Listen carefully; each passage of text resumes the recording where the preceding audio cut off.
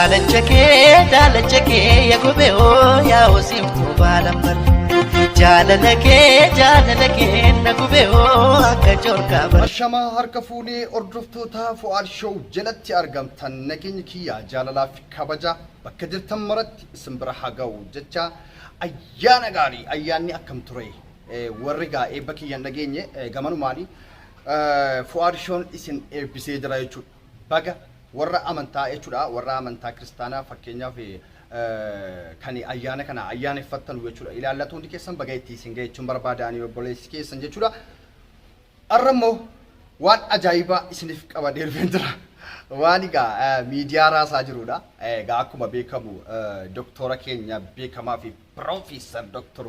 Mararaa tokko isiniif qabadee jira mee isaan immoo dhimbiibbaa xiqqoo irratti ilaalla jechuudha egaa Profeesar keenya kuni dhiifamaa wajjini nama umuriin isaanii xiqqoo dheerateedha anillee sila nama guddaa akkanaatiin haasa'uullee hin danda'u nama folchaa malee garuu jaarsi yeroo dulloomaa deeme maal ta'a deema ijoollee ta'a waan ta'eef anis isa waanan ijoollee ta'eef jechuudha kaa ijoollee akka kootii waliin dubbachuu natti ulfaataare akkas eeyyan warri haaraa dhuftan maatii keenya ta'a maatii jaalalaa ta'a subscribe godhachuun nooruu anaa dhufu jedha Fu'aad Show warri as jirtan immoo laayikii nu tuquudhaan daran nu jabeessaa akka jirtan ulfaadha jechuun barbaada gama kootiin jechuudha egaa itti aansuudhaan egaa akkuma beekamu gara yaada kiyyaa yeroon seenu har'as Dr. Mararaan jechuudha maanoo tuqanii jiru jechuudha maanoo lammaffaa tuqanii jiru jechuudha egaa isheen keenya jechuudha egaa akkuma beekamu duraan egaa Jimmaa lafa malee naman qabnu jechuu isaanii egaa Oromoo maratu beeka jechuudha egaa achirratti maanoo tuquudhaan egaa akka ummata Jimmaatti yookaan immoo guutummaan guutuu ummata Jimmaatti jechuudha ilaalcha hayyum ilaalcha beekaa kan jedhamu sana ummanni Jimmaa xiqqoo yookiin qeerroon Jimmaa ija irraa libsachuun jira hawwama beekamuudha duraan darban keessatti yeroo duraan darban keessatti jechuudha yen akkuma beekamu ammas maaloo lammaffaa tuqanii jechuudha Dr. Mararaan egaa har'a akkuma beekamu Washingtonitti argamu jechuudha ajaa'iba gaa har'as maaloo lammaffaa tuqaniiru gaafan jedhee isinitti himu jechuudha duula nu filadhaa irratti na yaadadhaa jedhaniiru akkuma har'a dubbatan jechuudha har'as egaa ummata iluutii fi Jimmaa kana qeequudhaaf jechuudha ilaalchi isaanii har'a dubbatanii OMN irratti jechuudha kanaafuu ammas taanaan boris taanaan namni ummata Jimmaa mufachiiseen gara mootummaatti yookaan immoo waa harraabbadha jechuun gonkumaayyuu waan hin yaadamneedha waan Oromoon marti beekuudhas waan Oromoon marti beekuu qabus kanaafuu jechi akkanaa jechi afaan isaaniitii bahu obboo keenya kana jechuudha isaanii kaashiitti jaarsomaniiru dulloomaniiru hamma otuma mootummaan kennameefiyyuu mootummaa waan danda'anii bulchan natti fakkaatu maaliif dulloomanii bar hamma yeroo kanatti hojii mootummaa osoo hin taane hojii ilmaan isaanii tokkummaa barsiisuu jaalala barsiisuu akka namni gandaa waliin qoonne barsiisuu beekumsa isaanii kana ilmaan isaaniitiif sadarkaa qoodanurra jiru malee sadarkaa biyya itti ajajanurrallee hin jiran sadarkaa paartiillee ittiin adeemsisan keessallee bahanii jiru natti fakkaata na offolchaa malee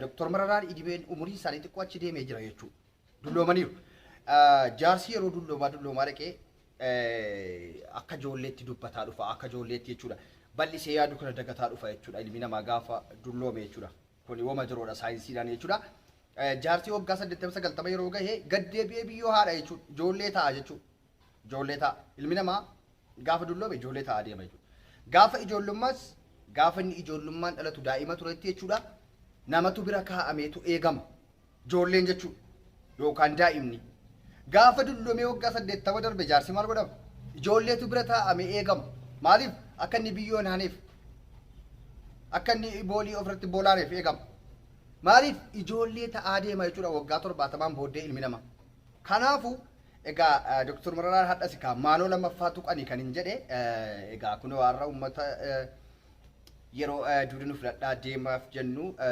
jaldeessa malee egaa jechi isaanii kuni akka itti yaadutti dhugaa jirtudha kuni.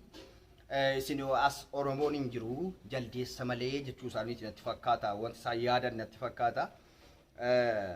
Kanaafuu an dhugaa rabbii isaanitti himuun barbaada yookaan immoo deeggartoota isaanii namni taatan jechuudha. Ani Piroofeesar Mararaa baay'een jaalladha. Hayyuu beekamaa hayyuu Ndaasaan Abbaarraa. Hayyuudha bakka erga hayyuudha inni irra nin kabajan ture yan. Nin kabajan hin jaalladhan ture. Garuu gaafa inni bitaatti akkana Oromoo kaa gore hin jaalladhu eenyuunu tanan. Eenyuunu tanan. Jawaanii illee akkasuma jechuudha. Jawaar wustee nabbar. Keessa koo ture Jawaar Mahammad. Oromoo maratu jaallata jechuudha Jawaar Mahammad. Garuu hojiin hojjete innos kuwan. Galatan inni irraa qabu innos kuwan.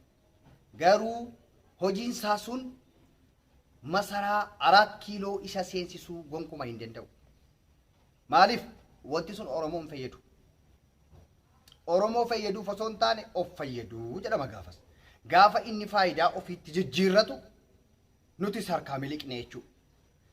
Faayidaa ofii osoo hin taane osoo dhuguma Oromoof yaade inni egaa Jawaar Mahammad keenyas mootummaan barbaadu raddaatii ta'eetanii uummata kana walii galchee wal jaallachiisee waliin jiraachuun fedhaadha kan nuti duraan dhaggeeffataa turre. Kanaaf hin jaalladha Jawaariin. Kanaaf hin jaalladha. Garuu booddee gara paartiitti namuudhaan egaa jara kana silaa gidduu galee kan walitti araarsee kan tokko taasisee silaa Oromoo afaan tokkoon deemsisu egaa Jawaar Mahammad kana ture. Erga inni garuu mootummaan fedha 4 kiiloo seenuyyuu nan fedha eegamni jedhee immoo kun faayidaa mataa ofiiti miti ree akkasii yoo maaliif bakka kanatti ija lamaan ilaaluu qabdu. Maani fakkeenyaaf Jawaar Mahammad nafxanyaa dhahee nafxanyaa arrabsaa Tigirees saba biraa kanasii ni dhiibaa. Namni biyyan bulcha jedhu tokko immoo saba biraallee sobee afaan mi'eeffatee ofitti qabata. Jawaar nama akkasii waan tureef Itoophiyaa kana bulchuu hin danda'u.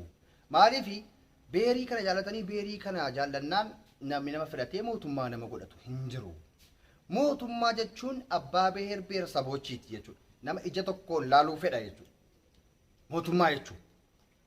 Kanaafuu obbo Jawaar keenya aktiivistiidha malee mootummaa ta'uu hin danda'an jechuudha. Aktiivistii jechuun immoo Jawaar aktiivistii qofa osoo hin taane araarsaa nageenya buusaa achi deemee walitti araarsuu malee sharrii xaxuu keessaa quba hin qabu ture jechuudha. Booddee erganni waan akkanaa keessa cullutti jedhee qeerroo baay'een harkaa miliquun isaanii wooma beekamuudha jechuudha.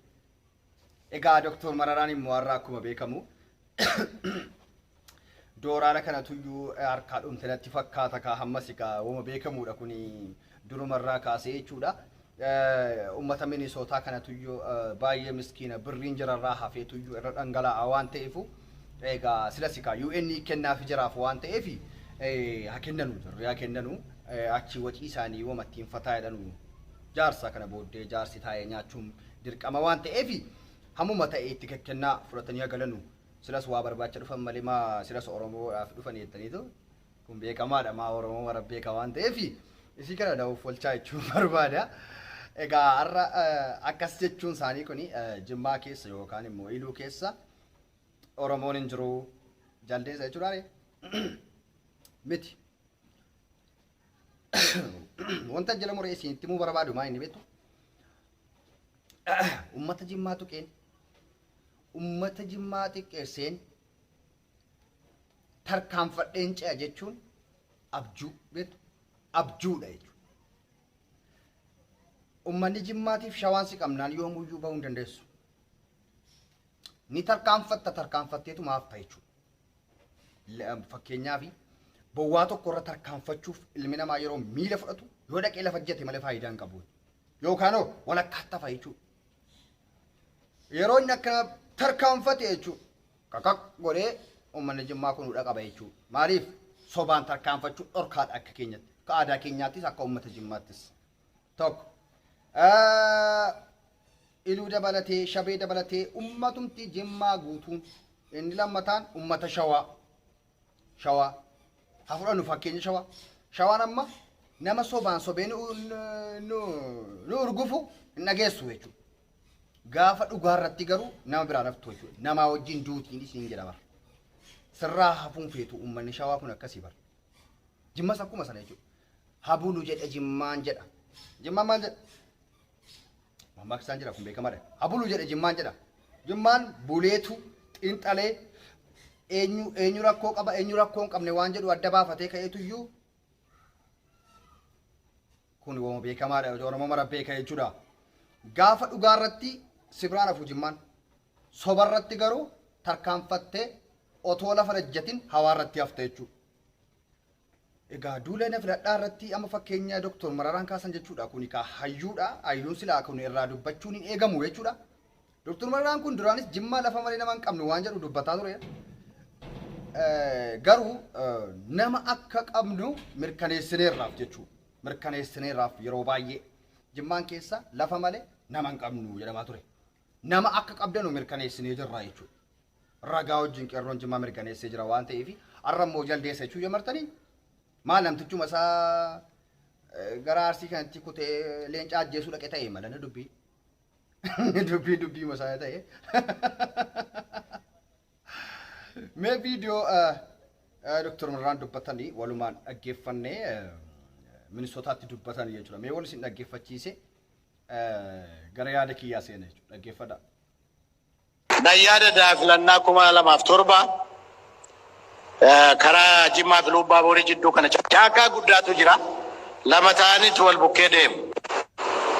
Jaldeessa malee obdu caakkaa sana keessa jiru inni tokko iyyatti fufe. Nu filadhaa koongireesii filadhaa jedha. Inni bukkee jiru naqafi jaldeessa malee namni as hin jiru. Egaa kunooti viidiyoon isaanii jechuudha kan isaan akkas jedhanii jechi kun isaan irraa eegamu. Yeroo baay'ee waa'ee Jimmaa sana waa'ee Jimmaa malee nama hin qabnu sana miidiyaa OMN irratti affeeramanii turanii lakkii an jecha kana hin jenne jedhan. Gaafa dhugaan dhuftee kokkee qabamanu kaadaa turanis mormaa turanii jechuudha. Garuu jecha kana namni lafaa ka'ee namarra hin kaa'u ilmi nama. Ittillee dabala malee. Miidiyaa irratti akka dubbatanidha wanti sun ragaan kan qabamee jiru jechuudha. Garuu immoo dhugaan gaafa dhuftu namni akka jiru mirkaneessaniiru jechuudha. Mirkaneessineerraa fi jechuudha. Arras kun egaa akkana nuun jedhaniiru dhaggeeffadhaa hundi keessanuu yaa jarana. Kamiifuu maanoo lammaffaa jedhama jechuudha. Inni kun immoo isa dhumaati jechuudha. Kanaaf uummata kana tuqxanii najaan baatanu. Tarkaanfattanii karaa taftu malee najaan baatanu. Eenyuun keessanuu jechuudha. Dursa uummata keessaniif kabaja qabaadhaa. Dursa uummata ganda kamiiyyuutiif kabaja qabaadhaa. Biyya bulchinaa osoo hin taane haala kamiin beera sabii jaalannee ofitti qabnee waliin bullaa beekaa. Kanaafuu siyaasa isinoo mootummaa barbaanna jettu. Ishii immoo Oromoo qofa tajaajilaa erga ta'e Oromoo walitti hin qoodinaa. Kanaa miti siyaasni jechuudha. Kanaafuu dhaamsa kana waliif daddabarsaa sheer waliif godha. Laayikii illee tuqa waliif daddabarsaa warri haaraa dhuftan immoo sabskiraayib godhachuun nu hordofaa. Halkan gaarii isin jedhaa obbo Nayimaar Fuwaad keessan.